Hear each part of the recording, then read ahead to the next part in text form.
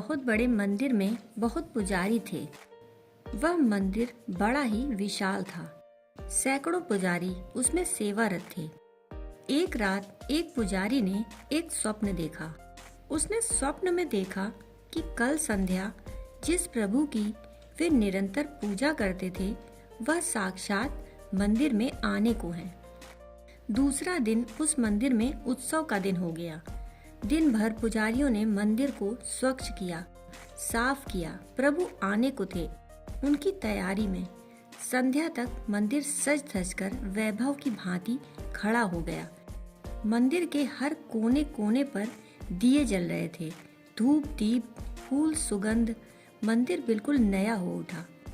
सांझ आ गई, सूरज ढल गया और प्रभु की प्रतीक्षा शुरू हो गई।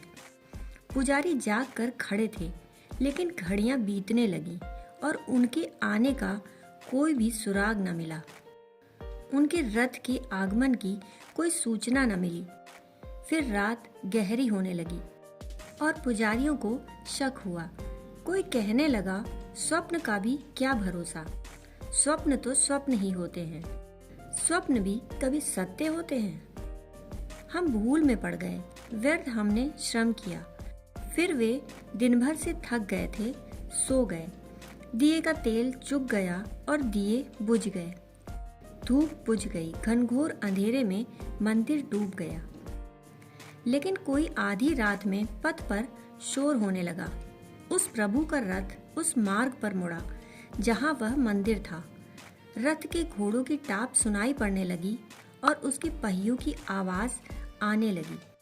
पुजारी सोए हुए थे। उसमें से एक पुजारी को लगा कि रथ जाता है। उसने चिल्लाकर कहा, उठो जागो, शायद उनका रथ जा रहा है। सुनते नहीं, आवाज सुनाई पड़ती है, घोड़ों के टापों की, रथ के पहियों की। लेकिन सब सोए हुए थे। किसी ने चिल्लाकर कहा, चुप रहो, शोर ना करो, नींद ना तोड़ो। कोई नहीं आता। सपने भी कहीं सच हुए हैं। किसी ने कहा, कहाँ है रथ?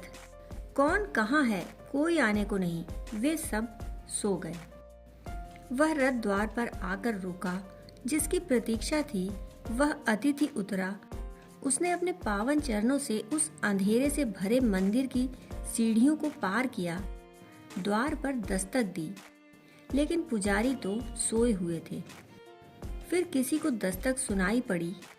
उसने कहा, ऐसा प्रतीत होता है कि कोई द्वार खटखटाता है।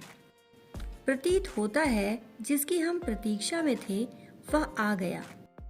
परंतु फिर किसी सोए हुए ने चुप करा दिया और उसने कहा, चुप हो जाओ, हवा के थपेड़े होंगे, कोई नहीं है, सपने कहीं सच होते हैं।